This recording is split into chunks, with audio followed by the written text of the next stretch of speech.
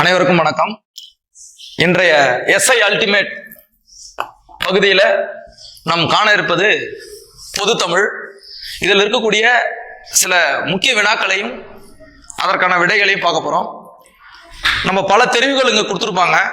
அந்த பல தெரிவுகள்ல இருந்து புதிதாக ஏதாவது ஒரு கருத்தையோ அல்லது அந்த செய்திகளையோ தெரிஞ்சுக்க முடியுமான்னு பார்க்கலாம். முதல் வினா, நண்டு தும்பி என்பன டேஷ் உயிர்கள். இங்க அறிவை கொடுத்துட்டாங்க. இப்ப தொல்காப்பியர் என்ன பண்ணிருக்காருன்னா, மனித உயிர்களை 6வது அறிவா வச்சிருக்காரு. உங்களுக்கு தெரியும் மனிதர்களை. அதே போல 6 அறிவா பிரிச்சிருக்கிறார். உலகத்தில் இருக்கக்கூடிய உயிர்களை 6 அறிவா பிரிச்சிருக்காரு. அதுல இந்த நண்டு தும்பி என்பன எந்த வகை, எந்த அறிவுல சேரும் அப்படின்னு சொல்லியிருக்காரு. ஆக்சுவலா இது பாத்தீங்கன்னா 3 அறிவு உயிர்கள் அப்படின்னு சொல்லலாம்னா கிடையாது. 2 அறிவு சொல்லலாம், அதுவும் இல்லை. 5 அறிவு அதுவும் இல்லை. இதுல 4 அறிவு. ஏன் நான் லாஸ்டா வந்தேன்னு சொன்னா, ஒரு சின்ன குழு இருக்கு. நண்டு 4 அறிவு.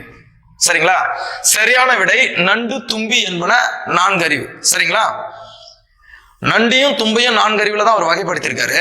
இப்ப நான் அந்த 2, 3, 5 நான் சுழிச்சேன். ஏன்னா அவர் சொல்ற ஒரு அறிவுல என்ன சொல்றாருன்னு சொன்னீங்கன்னா, புல்லு மரம் இத ஓரறிவு உயிர்களா சொல்றாரு. 2 அறிவுல சிப்பி நத்தை, சிப்பி நத்தை இதெல்லாம் ஊர்ந்து போகக்கூடியது. இது 2 அறிவு உயிர்களா சொல்றாரு. 3 அறிவுல எதை வகைப்படுத்துறாருன்னு சொன்னீங்கன்னா, எறும்பு கரையான். எறும்பு கரையான், இந்த கரையான் புற்று, அந்த கரையான் பார்த்திருப்பீங்க, அதுதான். 5வது அறிவுன்னு பாத்தீங்கன்னா, இந்த விலங்குகள் பொதுவா சொல்லிடலாம். விலங்குகள், பறவைகள், இது எல்லாமே 5வது அறிவு. 6வது அறிவு நம்மளுக்கே தெரியும், மனிதர்கள். சரிங்களா? அப்போ நண்டு தும்பி என்பன இதுல விடுபட்டு இருக்குது இல்லையா, அதனாலதான் அதை 4வது அறிவு லாஸ்டா சொன்னோம். சரிங்களா? அப்போ 4ஆம் அறிவு உடையது, அதாவது 4 அறிவு உடையது எதுன்னு சொன்னீங்கன்னா நண்டு தும்பி. சரிங்களா? அடுத்த வினா, பல அறிவியல் கருத்துக்கள் இடம்பெற்றுள்ள ஒரு நூல் கேட்கிறேன். பல அறிவியல் கருத்துக்கள் இடம்பெற்றுள்ள ஒரு நூல் எதுன்னு கேட்டிருக்காங்க. குடும்ப விளக்கு. இது பாரதிதாசனுடைய நூல். பாரதிதாசன். சரிங்களா? இது முழுக்க முழுக்க பாத்தீங்கன்னா பெண் விடுதலை, பெண் கருத்துக்களை பற்றி பேசு. பெண் விடுதலை. அப்போ இது கிடையாது. சிலப்பதிகாரம் உங்களுக்கே தெரியும். குடிமக்கள் காப்பியம், ஒற்றுமை காப்பியம், நாடக காப்பியம், முத்தமிழ் காப்பியம், உரையிடையிட்ட பாட்டுடை செய்யுள், மூவேந்தர் காப்பியம் அப்படின்னு பல பெயர்கள் அழைக்கப்படும். இது ஒரு வாழ்வியலை மிக அழகாக சொல்லக்கூடிய ஒரு காப்பியம். கோவலன் கண்ணகியினுடைய வாழ்க்கை வரலாற்றை சொல்லக்கூடியது. உரைசால் பத்தினை உயர்ந்தோர் ஏத்துவர், ஊழ்வினை உறுத்து ஊட்டும், அரசியல் பிழைத்தவருக்கு அறம் கூற்றாகும், அந்த கருத்தை உடையது. மணிமேகலை முழுக்க முழுக்க சேவை. மணிமேகலை என்ற பெண் சேவை செய்தது சொல்லுது. தொல்காப்பியம் என்பது பாத்தீங்கன்னா நம்மளுக்கு எல்லாருக்கும் இலக்கண நூலாகத்தான் தெரியும். ஆனா தொல்காப்பியத்தில் மிகச்சிறந்த அறிவியல் கருத்துக்கள் எல்லாம் இடம்பெற்றுள்ளன. நீங்க பார்த்திருப்பீங்க, பஞ்சபூதங்கள், நிலம், நீர், காற்று அப்படின்னு சொல்ற இல்லையா, அதை முதல்ல சொன்ன ஒரு நூல் எதுன்னு சொன்னீங்கன்னா தொல்காப்பியம். இது போன்ற பல அறிவியல் கருத்துக்கள் உள்ள ஒரு நூல் எதுன்னு கேட்டீங்கன்னா தொல்காப்பியம். அப்போ ஏ சரியான விடை. சரிங்களா? அடுத்தது, தமது தந்தையின் போர்படையில் அலெக்சாண்டர் தளபதியான வயது 16. இதை நான் டைரக்டா சொல்லிட்டேன். ஏன்னா 16 வயசுல தன்னுடைய தந்தையினுடைய போர்படையில அலெக்சாண்டர் தளபதியா நியமிக்கப்பட்டார். ஏனெனில் அவருடைய வீரம். இதே போல 10 வயதுல வள்ளலார் என்கின்ற ராமலிங்க அடிகள், ராமலிங்கர், இவர் பாத்தீங்கன்னா சொற்பொழிவாற்றும் திறனை பெற்றவர் 10 வயசுல. 15 வயதுல விக்டர் ஹியூகோ அப்படின்ற ஒரு பிரெஞ்சு கவிஞர் பிரெஞ்சு இலக்கிய கழகத்திற்கு தன்னுடைய கவிதை தொகுப்பை எழுதி வெளியிடுறார். எந்த வயசுல? 15 வயதுல. 17 வயசுல கலீலியோ தன்னுடைய இந்த தனி ஊசல்னு சொல்லுவாங்க இல்லையா, தனி ஊசல் பற்றிய அந்த அலைவு விதி, அதை பற்றிய ஆராய்ச்சிகளை மேற்கொள்றாரு. இவங்கெல்லாம் இந்த வயசுல சாதிச்சவங்க. 11 வயதுல பாரதியார் வந்து பாத்தீங்கன்னா கவிதை எழுத ஆரம்பிச்சு ஒரு பாரதி என்ற பட்டத்தை வாங்கியிருப்பார். அப்போ அலெக்சாண்டர் தனது தந்தையினுடைய போர்ல அதாவது போர் படையில தளபதியான வயதுன்னு பாத்தீங்கன்னா 16. சரிங்களா? அடுத்தது 4வது வினா, ஆண்டாள் யாருடைய வளர்ப்பு மகள்? ஆண்டாள் உங்களுக்கே தெரியும், ஆழ்வார்கள் 12 பேர் ஆழ்வார்கள். அந்த ஆழ்வார்கள் பாடிய பாடலின் தொகுப்பு 4000 திவ்ய பிரபந்தம். இதை தொகுத்தவர் நாதமுனி. சரிங்களா? இதுல இருக்கக்கூடிய பெண்ணாழ்வார் அப்படின்னு பார்த்தா ஆண்டாள். பெண்ணாழ்வார் ஆண்டாள். கோதை என்கின்ற பெயரை உடையவர் அப்படின்னு சொல்லுவாங்க. ரெண்டாவது இவருக்கு முக்கியமான பெயர் என்ன? சூடி கொடுத்த சுடற்கொடி. சூடி கொடுத்த சுடற்கொடி. ஏன்னா தன்னுடைய கழுத்தில் இருந்த மாலையை திருமாலுக்கு அணிவித்து தன்னுடைய காதலை வெளிப்படுத்துவதனால சூடி கொடுத்த சுடற்கொடின்னு சொல்லுவாங்க. அத்தகைய ஆண்டாள் யாருடைய வளர்ப்பு மகள்னு கேட்கறாங்க. எந்த ஆழ்வாருடைய வளர்ப்பு மகள்னு கேட்கறாங்க. இப்ப டைரக்டா போயிடலாம், பெரியாழ்வார். இந்த பெரியாழ்வாருடைய வளர்ப்பு மகள் என்று கருதப்படுபவர் ஆண்டாள். இதை நீங்க தெரிஞ்சுங்க. இவங்க தான் நாச்சியார் திருமொழி. ஆண்டாள் என்பவங்க நாச்சியார் திருமொழி. அடுத்தது திருப்பாவை. இந்த 2 நூல்களையும் எழுதியவங்க ஆண்டாள். ஆகவே ஆண்டாள் பெரியாழ்வாரின் வளர்ப்பு மகள். அடுத்த வினா, 143 பாடல்களை கொண்ட ஒரு நூல். இது நீங்க டைரக்டா நம்ம தெரிஞ்சுக்க வேண்டியதுதான். திருப்பாவை ஆண்டாள் எழுதிய நூல் தான், ஆனா அதுல 143 பாடல்கள் இல்ல. கன்னிப்பாவை இதுவும் 143 பாடல்களை கொண்டது கிடையாது. திருவம்பாவை இது வந்து மாணிக்க வாசகர் எழுதிப்பாரு. திருப்பாவையை பெருமாளுக்கு என்றால் சிவனுக்கு திருவம்பாவை. கன்னிப்பாவை என்பதும் பெண்ணை பற்றியதுதான். காலையில விடியற் காலையில எழுந்து பெண்கள் தன்னுடைய விருப்பப்பட்ட இஷ்ட தெய்வத்தை நீர்நிலைக்கு சென்று வணங்குவார்கள் பெண்கள் எல்லாரும். அந்த வணங்குகின்ற நோன்புக்கு தான் பாவை நோம்புன்னு சொல்லுவாங்க. அதை மையமாக வைத்து எழுதப்பட்ட நூல்கள் தான் திருப்பாவை, திருவம்பாவை, கன்னிப்பாவை. இப்ப திருப்பாவை வந்து ஆண்டாள் எழுதியிருக்கிறாங்க. நாச்சியார் திருமொழியும் ஆண்டாள் தான். ஆனால் 143 பாடல்களை கொண்ட ஒரு நூல் எதுன்னு கேட்டாங்கன்னா நாச்சியார் திருமொழி. நாச்சியார் திருமொழியில 143 பாடல்கள் உள்ளன. சரிங்களா? அதுதான். அடுத்தது ஒரு சிறு இசை என்ற நூலினுடைய ஆசிரியர். இது வந்து 2016 சாகித்ய அகாதமி விருது பெற்ற ஒரு நூல். 2016. இதனுடைய ஆசிரியர் யாரு அப்படின்னு கேக்குறாங்க. இதனுடைய சரியான விடை வண்ணதாசன். இவருடைய பெயர் வந்து பாத்தீங்கன்னா கல்யாண்ஜின்னு சொல்லுவாங்க. அதாவது கல்யாண சுந்தரம் இயற்பெயர் கல்யாண சுந்தரம். சரிங்களா? கல்யாண சுந்தரம். ஆனா அவர் இன்னொரு பெயர் இருக்கு கல்யாண்ஜி. அவருடைய இன்னொரு புனை பெயர் வந்து பாத்தீங்கன்னா வண்ணதாசன். இதை ஞாபகம் வச்சுங்க. 2016 ஒரு சிறு இசை என்ற நூலுக்காக சாகித்ய அகாதமி விருது வாங்கினார். அப்ப இந்த நூல் வந்து சாகித்ய அகாதமி விருது பெற்ற ஒரு நூல். இப்ப ஈரோடு தமிழன்பன் யாரு? இதுதான் சரியான விடை. இப்ப ஈரோடு தமிழன்பன் என்பவர் யாருன்னு பாத்தீங்கன்னா 2004 அதாவது வணக்கம் வள்ளுவ என்ற ஒரு நூல் இருக்கு. அந்த நூலுக்காக சாகித்ய அகாதமி விருது பெற்ற ஒரு எழுத்தாளர் ஈரோடு தமிழன்பன். சரிங்களா? சா கந்தசாமி இவரும் மிகச்சிறந்த ஒரு எழுத்தாளர். விசாரணை கமிஷன், சாயாவனம் போன்ற புதினங்களை எழுதியவர். இவரும் சாகித்ய அகாதமி விருது பெற்ற ஒரு எழுத்தாளர். கவிஞர் தமிழ்வழி இவரும் ஒரு மிகச்சிறந்த எழுத்தாளர் தான். இவர் வந்து சில நூல்களை எழுதியிருக்கார். வீராயி, மே தினமே வருக, கண்ணப்பன் கிளிகள்,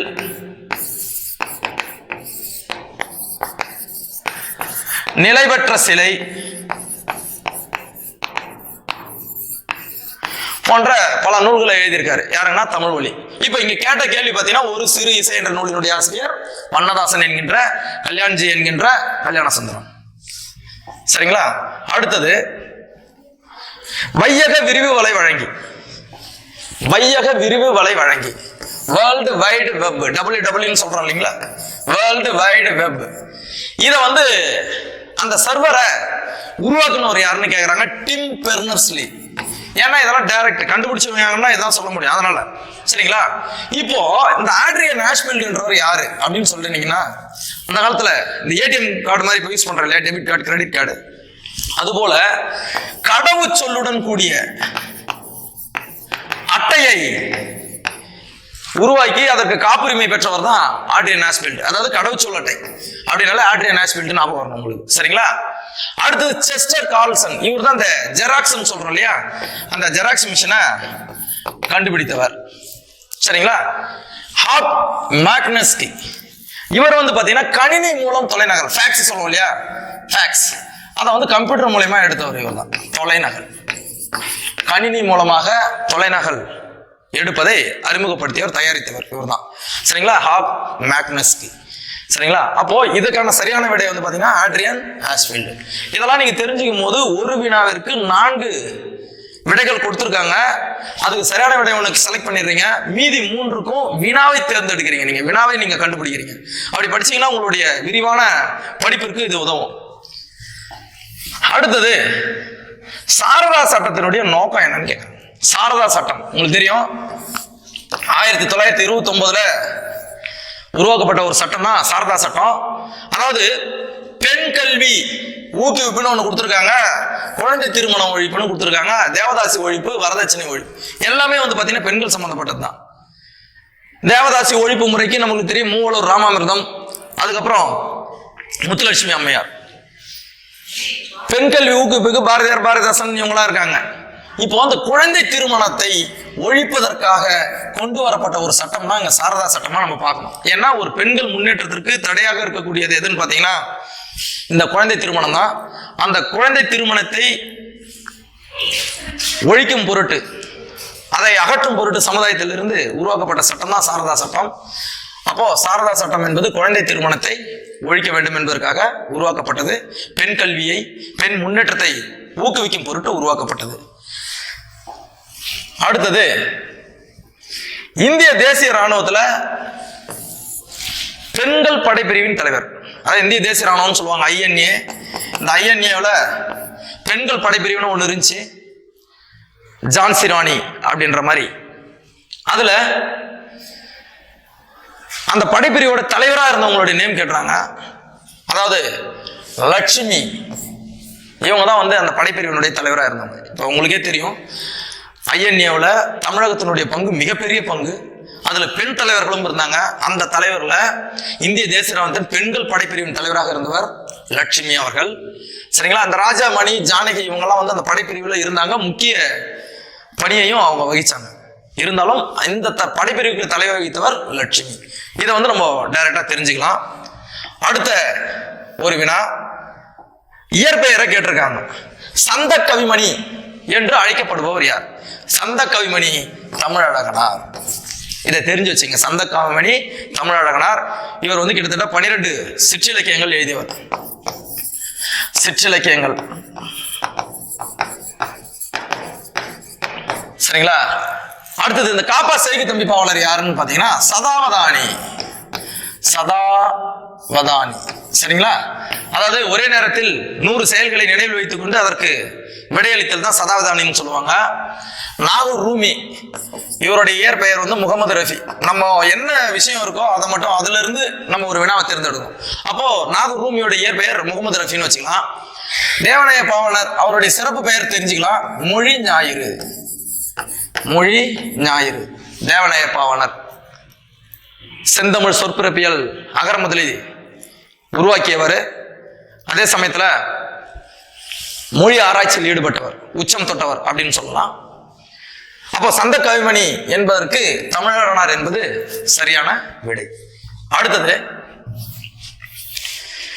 நனைந்தலை உலகம் வளையி நேமியோடு. நனைந்தலை உலகம் வளையி நேமியோடு. சரிங்களா? இங்க என்ன சொல்றாங்கன்னா, நனைந்தலை உலகம், இந்த பரந்த உலகத்துல கையில சங்கு சக்கரத்தையுடன், இந்த பெரிய உலகத்துல சங்கு சக்கரத்துடன் வீட்டிருக்கக்கூடியவர் யாரு அப்படின்ற மாதிரி சொல்றாங்க. திருமால் உலகத்தை அவதாரம் எடுத்து அளந்ததாக அந்த நிகழ்ச்சி வரும். அதுல இது எந்த நூலை சார்ந்ததுன்னு சொன்னீங்கன்னா முல்லைப்பாட்டு. இந்த மலைகளில் இருக்கக்கூடிய மேகங்கள் எல்லாம், வானத்தில் இருக்கக்கூடிய மேகங்கள் எல்லாம் மலையை சூழ்ந்து பெருவாரியாக, அதாவது பெருமழையாக பொழிந்தது. அப்படி சுற்றி வளைத்தது வந்து திருமால் உலகத்தை அலைந்தது போன்று இருந்தது என்றவாறு ஓமை இதுல சொல்லப்படும். இப்ப மழை அப்படின்னு சொன்னா மரங்கள் அதிகம் இருக்கும். மரங்கள் அதிகம் உள்ள பகுதி காடு, காடும் காடு சார்ந்த இடமும் முல்லை. அப்போ இது என்னவா இருக்கும் நம்ம கெஸ் பண்ணோம்னு பாத்தீங்கன்னா முல்லைப்பாட்டு. இதுதான் சரியான விடை. புறநானூறு உருவங்கள் தெரியும், தமிழர் வரலாற்றினுடைய ஒரு கலைக்களஞ்சியம். மலைபடுகடம் வந்து 10 பாட்டு நூல்கள்ல ஒண்ணு. இதனுடைய வேறு பெயர் வந்து பாத்தீங்கன்னா கூத்தராற்றுப்படை, கூத்தராற்றுப்படை அப்படின்னு சொல்லுவாங்க. குறிஞ்சி பாட்டு வந்து கபிலர் எழுதியிருப்பாரு, அதுவும் 10 பாட்டு நூல்கள்ல ஒண்ணு. சரிங்களா? அடுத்தது 12 ஒரு பொறுத்துக்க கொஸ்டின் கேட்டிருக்காங்க பாருங்க. ஆசியாவிலேயே பழமையான நூலகம், ஆசியாவிலன்னு வரும்போது ஒண்ணு கன்னிமராவா இருக்கணும், இல்லைன்னா தஞ்சையாரும். லைப்ரரி ஆஃப் காங்கிரஸ், கொல்கத்தா தேசிய நூலகமும் ஒரு டவுட்ல வச்சுக்கலாம். ஆனா இது இருக்கிறதுக்கு வாய்ப்பு இல்லை, இதுவா இருக்கலாம். அப்ப இதுல எதுன்னு செக் பண்ணீங்கன்னா தஞ்சை சரஸ்வதி மகால் தான் காலத்தால் முற்பட்டது. சரிங்களா? அப்போ 1க்கு D. ஆசியாவிலேயே மிக பழமையான நூலகம் எதுன்னு கேட்டீங்கன்னா தஞ்சை சரஸ்வதி மகால். அடுத்தது உலகில் தமிழ் நூல்கள் அதிகம் உள்ள ஒரு நூலகம்னா கன்னிமாரா, சென்னையில் இருக்கக்கூடிய கன்னிமாரா. அப்போ 2க்கு C. இந்தியாவின் மிகப்பெரிய நூலகம், இங்க இருக்கிறது 2 ஆப்ஷன் தான். ஒன்று லைப்ரரி ஆஃப் காங்கிரஸ், இன்னொன்று வந்து பாத்தீங்கன்னா கொல்கத்தா தேசிய நூலகம். அப்போ உலகின் மிகப்பெரிய நூலகமா தான் லைப்ரரி ஆஃப் காங்கிரஸ் இருக்கும். அப்ப இந்தியாவில் இருக்கக்கூடியது இதுல ஒன்னே ஒண்ணுதான், என்னன்னு பாத்தீங்கன்னா கல்கத்தா தேசிய நூலகம். அப்போ A. 3க்கு A. 4க்கு உலகின் மிகப்பெரிய நூலகம் லைப்ரரி ஆஃப் காங்கிரஸ். அப்போ B. அப்போ இது எதுல இருக்குன்னு சொன்னீங்கன்னா ஏவுல ஆன்சர் பிக்ஸ் பண்ணியிருக்காங்க. அப்போ DCAB. ஆசியாவில் மிகப்பெரிய நூலகம் தஞ்சை சரஸ்வதி மகால், உலகில் தமிழ் நூல்கள் அதிகம் உள்ள நூல் கன்னிமாரா, உலகிலேயே மிகப்பெரிய நூலகம் லைப்ரரி ஆஃப் காங்கிரஸ், இந்தியாவில் பெரிய நூலகம் கல்கத்தா தேசிய நூலகம். சரிங்களா? அடுத்த வினா, தவறான இணையை கண்டுபிடிக்க சொல்லியிருக்காங்க. தவறான இணையை காண. சரிங்களா? திருக்கருவை அந்தாதி இதை யார் எழுதுனாங்கன்னா சிவலமாறன் சொல்லியிருக்காங்க. இது கரெக்ட் தான். சரிங்களா? இந்த சிவலமாறன்றவருக்கு இன்னொரு பேர் இருக்குதுங்க, இவர் தாங்க அவரு. அதிவீரராம பாண்டியன் தான் சிவலமாறன். சிவலமாறனுடைய இன்னொரு பெயர் அதிவீரராம பாண்டியன். இந்த அதிவீரராம பாண்டியனை தான் இன்னொரு பேரும் சொல்லி கூடுவாங்க, பிள்ளை பாண்டியன். போலி புலவர்களை தலையில் கொட்டுபவர், போலி புலவர்களை தலையில் கொட்டுபவர் யாருன்னா இந்த அதிவீரராம பாண்டியன் சொல்லுவாங்க. அவர் தான் இவரு. இவர் ஒரு மன்னர். சரிங்களா? அப்ப திருக்கருவை அந்தாதி என்ற நூலை எழுதியது இவர் தான். சரிங்களா? திருக்கருவை அந்தாதி. அதுக்கப்புறம் இந்த வெற்றி வேர்க்கை, வெற்றி வேர்க்கை என்று அழைக்கப்படும் நருந்தொகையை இயற்றியவர் இவர் தான். சரிங்களா? அப்ப இது கரெக்ட். வாயு சம்கிதை இதுவும் அதிவீரராம பாண்டியன் தான் எழுதினாரு, இதுவும் கரெக்ட். நருந்தொகையினுடைய வேறு பெயர் வந்து பாத்தீங்கன்னா வெற்றி வேர்க்கை, இதுவும் கரெக்ட். முசிறியின் மன்னர் அதிவீரராம பாண்டியன், இதுவும் கரெக்ட் தான். அப்படின்னு நீங்க நினைச்சீங்கன்னா தப்பு. ஏன்னு கேட்டீங்கன்னா இங்க வச்சிருக்காங்க ட்ரிக்ஸ். கொற்கையின் மன்னன் தான் அதிவீரராம பாண்டியன், முசிறியின் மன்னன் அல்ல. சரிங்களா? அதனால டி என்பது தவறான இணை. அப்போ ஆப்ஷன் டி இந்த வினாவிற்கு சரியான விடை. சரிங்களா? அடுத்தது 24 பாடல் மட்டுமே கிடைக்கப்பட்ட ஒரு நூல், ஒரு வித்தியாசமான வினா. சரிங்களா? இதை நல்லா டீப்பா படிச்சிருந்தா தான் எழுத முடியும்.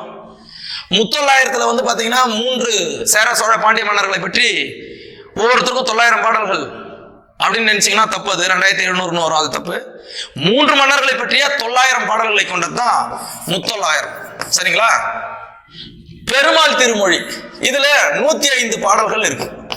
பெருமாள் திருமொழி 105 பாடல்கள். குலசேகர ஆழ்வார்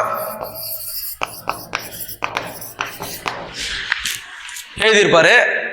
குறிஞ்சி பாட்டு கபிலர் 10 பாட்டு நூல்கள்ல ஒண்ணு. சரிங்களா? இப்போ பரிபாடல் இருக்கு. இந்த பரிபாடல் தாங்க ஆன்சர். ஏன்னு கேட்டீங்கன்னா இது 8 தொகை நூல் ஒண்ணு. அடுத்தது இதுல மொத்தம் 70 பாடல்கள் இருக்கு. அதுல கிடைத்தது 24. சரிங்களா? பரிபாடல்ல 70 பாடல்கள் இருக்குது. எட்டு தொகை நூல்கள்ல பண்ணோடு பாடப்பட்ட ஒரு நூல், அறிவியல் கருத்துக்கள் இடம்பெற்றுள்ள ஒரு நூல், இசைப்பாடல்கள் எல்லாமே அதுல 24 தான் கிடைச்சிருக்கு. அப்ப சரியான விடை எதுன்னு சொன்னா 24 பாடல்கள் மட்டுமே கிடைக்கப்பட்ட ஒரு நூல் பரிபாடல். சரிங்களா? அடுத்தது வேதாரண்ய புராணம். வேதாரண்ய புராணம் என்ற நூலினுடைய ஆசிரியர் யாருன்னு கேட்கிறேன். தாயுமானவர் பாடல்கள் எழுதியிருப்பாரு, அவர் இல்ல. கம்பர் நம்மளுக்கு எல்லாருக்குமே தெரியும். சரஸ்வதி அந்தாதி, சடகோபர் அந்தாதி, ஏர் எழுபது, சிலை எழுபது, திருக்கை வழக்கம், இதெல்லாம் நம்ம சின்ன வயசுல இருந்து படிச்சிருப்போம். ஒட்டக்கூத்தரும் தெரியும். சரிங்களா? இப்போ இருக்கிறவர் யாருன்னா பரஞ்சோதி. ஏன்னா அவர் எழுதியிருக்க மாட்டார். பரஞ்சோதி முனிவர் தான் இந்த வேதாரண்ய புராணத்தை எழுதினார். மதுரை 10 இவரும் எழுதுனது. மதுரை 10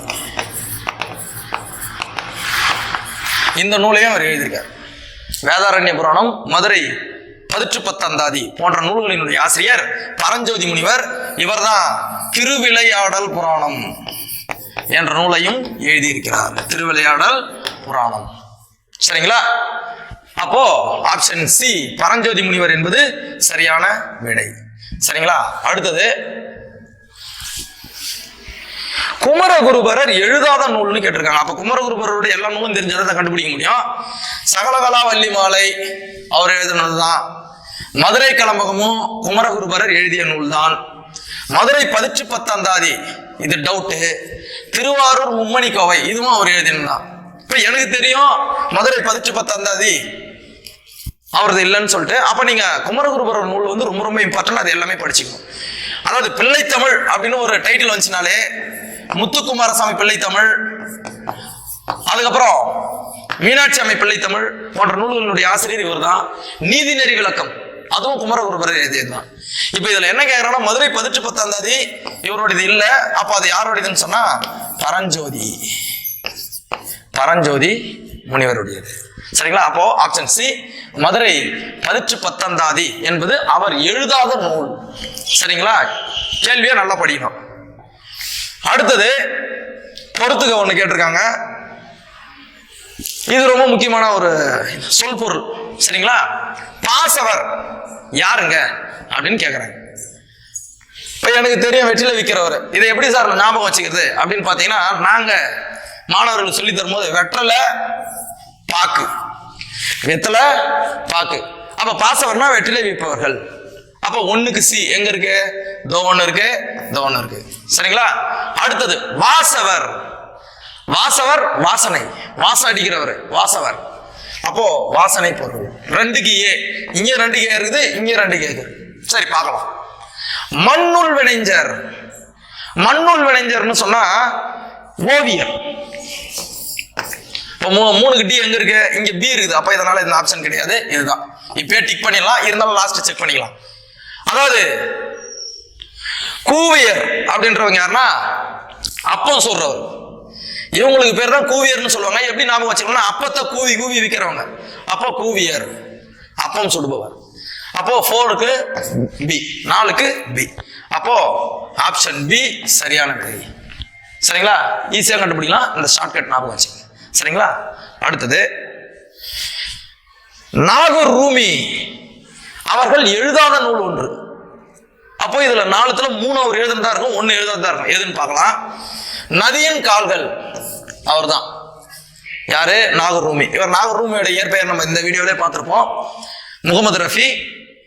நதியின் கால்கள் அவர் எழுதியதுதான். சொல்லாத சொல்லும் அவர் எழுதுனதுதான். அடுத்தது 7வது சுவை, அதுவும் அவர் எழுதுனதுதான். எல்லாமே டைட்டில்லாம் டிஃப்ரெண்டா இருக்கும். நாகூர் ரூமி இது. நதியின் கால்கள், சொல்லாத சொல், 7வது சுவை, இது எல்லாமே எழுதுனதுதான். இந்த அகலிகை என்பதுதான் இதற்கு சரியான விடை. அவர் எழுதாத நூல் இதுதான். ஏன்னா இதை எழுதினவர் வந்து யாருன்னா கூப்பா ராஜகோபாலன். அகலிகை, ஆத்ம சிந்தனை, இந்த 2 தொகுப்புகளும் இவருடைய தொகுப்புகள். சரிங்களா? இது 2மே வந்து பாத்தீங்கன்னா நாகூர் ரூமி இது அல்ல, நாகூர் ரூமி எழுதிய நூல் அல்ல. சரிங்களா? அடுத்தது தேம்பாவணியினுடைய பிரிவுகளை கேட்டிருக்காங்க. அது பிரிவுகள்னா அந்த நூலினுடைய எண்ணிக்கை. காண்டங்கள் ஃபர்ஸ்ட், காண்டத்தின் உட்பிரிவு படலம், படலத்தின் உட்பிரிவு பாடல். இதுல எது சரின்னு கேட்கிறாங்க. தேம்பாவணியில 3 காண்டங்கள், 36 படலங்கள், 3615 பாடல்கள். ஞாபகம் வச்சுங்க. 3, 36, 3615. சரிங்களா? அப்போ இது ஞாபகம் வச்சுங்க. இதுதான் சரியான விடை. சரிங்களா? அடுத்தது ஒரு பொறுத்துக்க கேட்டிருக்காங்க. ரொம்ப ஒரு இன்ட்ரெஸ்டிங்கான ஒரு விஷயம். திருமால் குன்றம் என்று அழைக்கப்படுவது இப்ப என்னன்னு சொல்றாங்க? திருமால் குன்றம். குன்றம்னா மலைன்னு சொல்லலாம். அழகர் மலை. இதை வந்து நேராவே பொருத்தி இருக்கிறாங்க. நீங்க என்ன பண்ணுவீங்கன்னா, நேரா பொருத்தி இருக்க மாட்டாங்களோ அப்படின்னு பொருத்துங்களா ஏதாவது ஒண்ணு மாத்தினாலும் அது தவறான ஒரு பொருத்தமா தான் இருக்கும். அப்போ நீங்க வந்து டைரக்டா பொருத்தி இருந்தா கூட நீங்க கலங்கக்கூடாது. உங்களுக்கு தேவை சரியான விடை மட்டும் உங்களுக்கு ஞாபகம் இருக்கணும். அப்போ திருமால் குன்றம் அப்படின்னு சொன்னா திருமால் அழகாக இருப்பார், அதனால அழகர் மலைன்னு நமக்கு. திருமால் அழகாக இருப்பார், அழகர் மலை. சரி. நெடுவேல் குன்றம் அப்படின்னு சொல்றது எதுன்னு சொன்னா சுருளிமலை. அப்ப இருக்கிறது ஒரு மலை தான், அதுதான். அப்போ 1க்கும் 2க்கும் நேராவே பொருத்தி இருக்காங்க. சரி. திருவாரூர் மும்மணி கோவை இந்த வீடியோவிலே பார்த்தோம். அது யார் எழுதியிருப்பாருன்னா குமரகுருபரர். அப்போ 3க்கு டி. இப்ப இங்க பாருங்க, 1க்கு ஏ, 2க்கு பி, 3க்கு டி. இது பொறுத்து. அப்ப 3க்கு இது இல்ல. மதுரை பதிற்று பத்தந்தாதி நம்ம பார்த்திருக்கோம் இந்த வீடியோவிலேயே, பரஞ்சோதி முனிவர். அப்போ 4க்கு சி. அப்போ சி என்பது சரியான தெரிவு. திருமால் குன்றம் அழகர் மலை, நெடுவேல் குன்றம் சுருளிமலை, திருவாரூர் மும்மணி கோவை குமரகுருபரர் எழுதியது, மதுரை பதிற்று பத்தந்தாதி பரஞ்சோதி முனிவர் அருளியது. சரிங்களா? நன்றி.